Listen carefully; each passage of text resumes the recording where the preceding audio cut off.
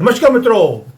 Putin की 2.5 घंटे बात हुई है ट्रंप से और ये बोला है आप मोदी जी को डिस्टर्ब मत करो। जब आपके दोस्त आपके लिए लड़ना शुरू हो जाएं, 2.5 घंटा दो वर्ल्ड के लीडर्स बात करें, इसका मतलब है कुछ बहुत बड़ा हुआ है।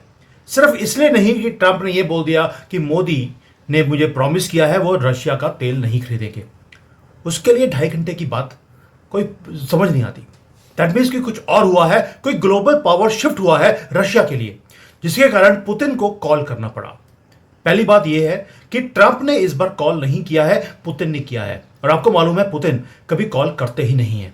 आज मैं आपको 3 न्यूज ऐसी दूंगा जो शॉकिंग न्यूज होंगी, और मैं दावे के साथ बोलता हूं इनमें से 2 न्यूज इंडियन मीडिया ने कवर ही नहीं किया है। 60 to 70 लिंक्स हैं, वो मैंने सारे अपने टेलीग्राम अकाउंट में डाल दिए। इतने ज्यादा लिंक्स हैं कि 3 मैसेजेस हैं, आपको हर चीज उसमें मिल जाएगी।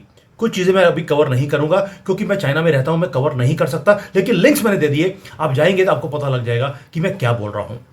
अब ये जो 2.5 घंटे की बात होती है ट्रंप के साथ, उसने सब कुछ चेंज कर दिया। तो यूक्रेन और पुतिन, जो यूक्रेन का और रशिया का जो युद्ध है, वो अब रुकने की या थमने की कगार पर आ गया है इस कॉल के बाद। क्यों? लेकिन ये जो कॉल था ये यूक्रेन के लिए नहीं था, ये चाइना के लिए था, मेजरली नॉर्थ कोरिया के लिए था, भारत के लिए था। पहले तो बोल दिया भारत को तंग मत करो, मोदी जी मेरे से तेल खरीद रहे हैं। मोदी जी ने भी बोल दिया हमारे नेशनल इंटरेस्ट में है, हम रशिया से इसलिए तेल खरीद रहे हैं। तो एक तो उन्होंने ये बोल दिया मोदी को तंग नहीं करना, please let him do his job. दूसरा, रशिया ने बोल दिया कि चाइना और नॉर्थ कोरिया इकट्ठे मिलकर कुछ हरकतें कर रहे हैं। यह इंफॉर्मेशन ट्रंप के साथ शेयर करनी जरूरी थी। और भारतीयों को ये जो मैं वीडियो बना रहा हूं, you have to really pay very close attention कि हो क्या रहा है, चाइना धोखा देता कैसे है, और ट्रंप ने भी कुछ बताया है पुतिन को। अब आते हैं पूरे डिटेल के ऊपर कि ये जो टर्निंग पॉइंट है रशिया यूक्रेन वॉर का, वो हुआ क्यों।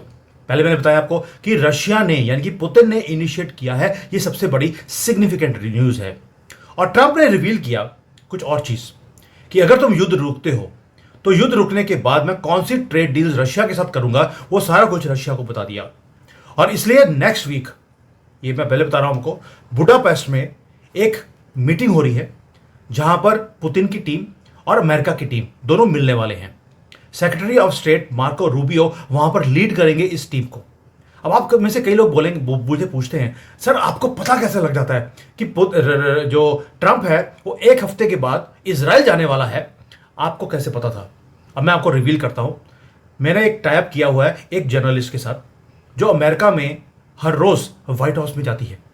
वो वहां पर जो प्रेस रिलीज होती है उनकी, वहां पर जाकर बाकी जो इनके थिंक टैंक्स हैं उनसे मीटिंग होती है उनकी।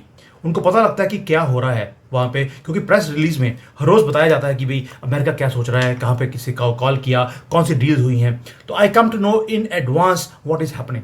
मैं कोई भविष्यवाणी करता नहीं हूं, इसलिए मुझे पता लगता है। तो आज मैंने रिवील कर दिया आपको कि मैंने टाइप किया I am paying them heavily to get all this information so that you come to know even before the Indian media comes to no.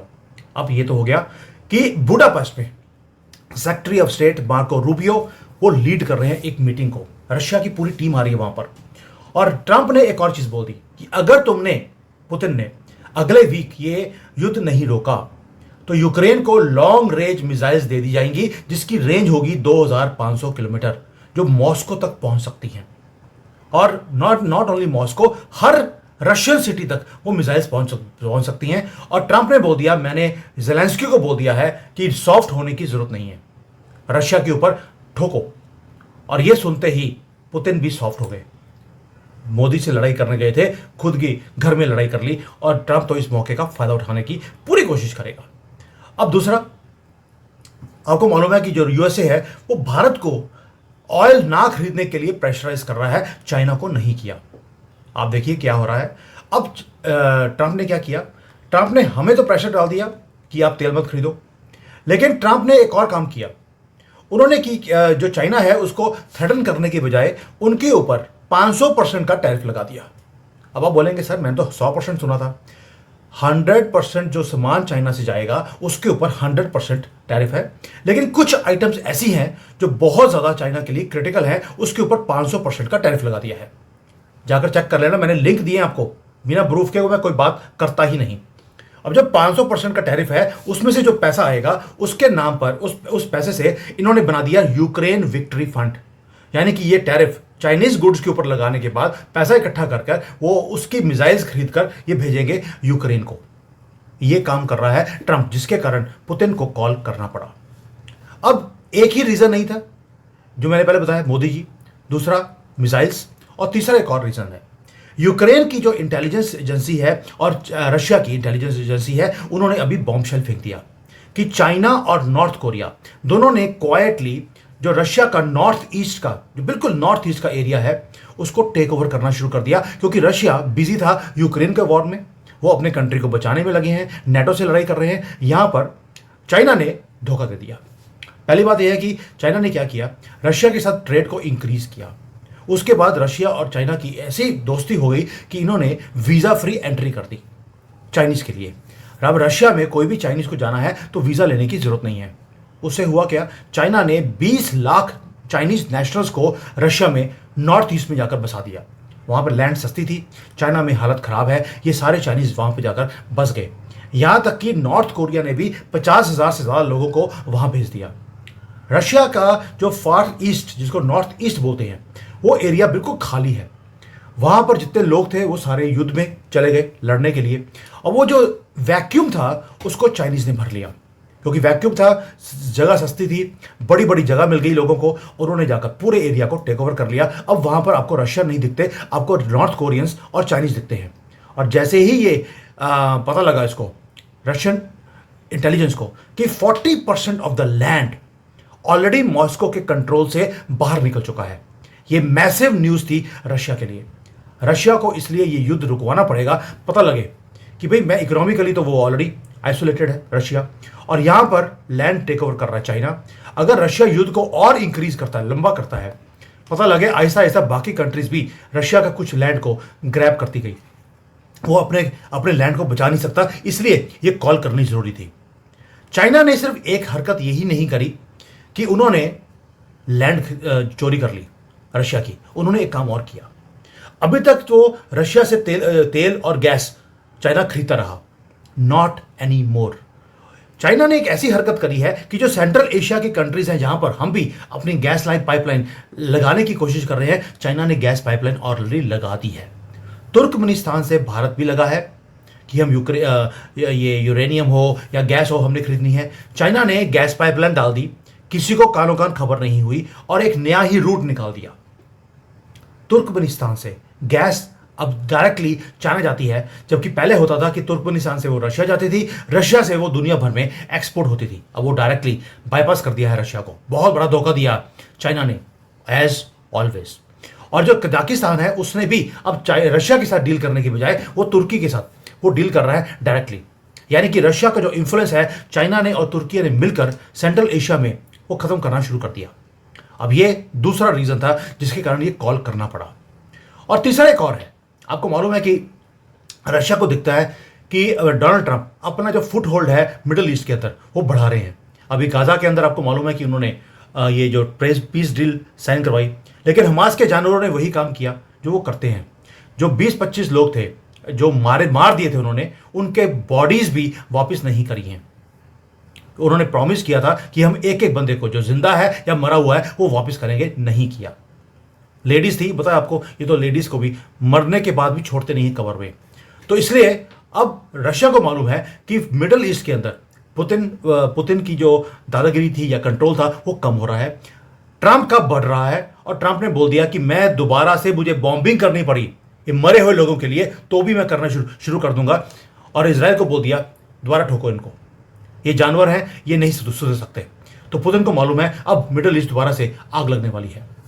एक और चीज हुई, चाइना ने जब चाइना के ऊपर जब 500% का टैरिफ लगा, तो चाइना ने क्या किया, उन्होंने बोल दिया कि अब जितने भी चाइना के एआई के पेटेंट्स हैं वो अब अमेरिका में नहीं जाएंगे, वो चाइना में रहेंगे। कोई भी अमेरिकन कंपनी को चाइनीज चीजों का एक्सेस नहीं मिलेगा। इसे नेशनल सिक्योरिटी का मामला बोल दिया है। यानी कि चाइना ने एआई हो, लैंड हो, गैस हो, हर रिसोर्सेज के ऊपर कंट्रोल करना शुरू कर दिया। ये सारी चीजें जो हैं, ये पुतिन और ट्रंप दोनों एक तरह से जो बोलते हैं कि एक तो पुतिन को डराना जरूरी था, दूसरा ट्रंप को भी डराना जरूरी था कि बेटा तुम्हारी जो कंट्री है वो एआई के कारण या तुम्हारे टेक के कारण चलती है, वो सारा का सारा तुम्हारा कंट्रोल, रशिया का कंट्रोल हाथ से निकल रहा है, तो अमेरिका का भी एआई के ऊपर कंट्रोल हाथ से निकल रहा है। एक काम और हो गया जिसके कारण ये बात जरूरी थी, ये भी डिस्कस हुई है कि जो चाइनीज हैं उन्होंने लैंड चोरी के साथ साथ उन्होंने पैसा भी चोरी करना शुरू कर दिया ऑर्डिनरी लोगों का। आप देखिए कि जो कंबोडिया है उसके अंदर अभी बहुत ज़्यादा कंपनीज हैं या लोग हैं वो पकड़े गए हैं जो कि वहां से ऑनलाइन का फ्रॉड कर रहे थे। यूके ने 100 मिलियन पाउंड्स की एसेट्स को फ्रीज किया है। अमेरिकन ट्रेजरी ने जो कंबोडिया के अंदर ग्रुप्स पर बैठे हुए थे उसका नाम था प्रिंस ग्रुप, उसके एसेट्स को मेंबर्स को पकड़ के जेल में किया है, सारी एसेट्स को ब्लॉक कर दिया। और इस ग्रुप के अंदर 70,000 से ज्यादा चाइनीज नेशनल्स काम कर रहे थे, कंबोडिया में बैठकर फ्रॉड का काम कर रहे हैं। कॉल आती है आपको कि सर आपका जो इनकम टैक्स है वो सही नहीं था, आपके ऊपर केस हो रहा है, अगर आप अभी $100 जमा करा देंगे तो आपका केस खत्म हो जाएगा। आपको लगता है यार $100 दो, कौन निपटेगा इन इनकम टैक्स वालों से। वो $100 $200 इकट्ठा कर करके उन्होंने मिलियंस नहीं बिलियंस ऑफ डॉलर्स लोगों के खातों में से निकाल लिए। ये 70,000 लोग पकड़े गए हैं और इनके जो ऑपरेशंस हैं वो बंद होने की कगार पर है। यानी कि अब देखिए चाइना ने क्या किया, इकोनॉमिकली ऑर्डिनरी लोगों को लूटना शुरू कर दिया। मिलिटरली आपको मालूम है कि वो हर जगह पे अपने हथियार बेचने की कोशिश कर रहा है। नॉर्थ ईस्ट एरिया रशिया का अपने कब्जे में कर लिया और उधर से गैस पाइपलाइन वो खुद अपने कंट्री में ले गया और रशिया को बाईपास कर दिया।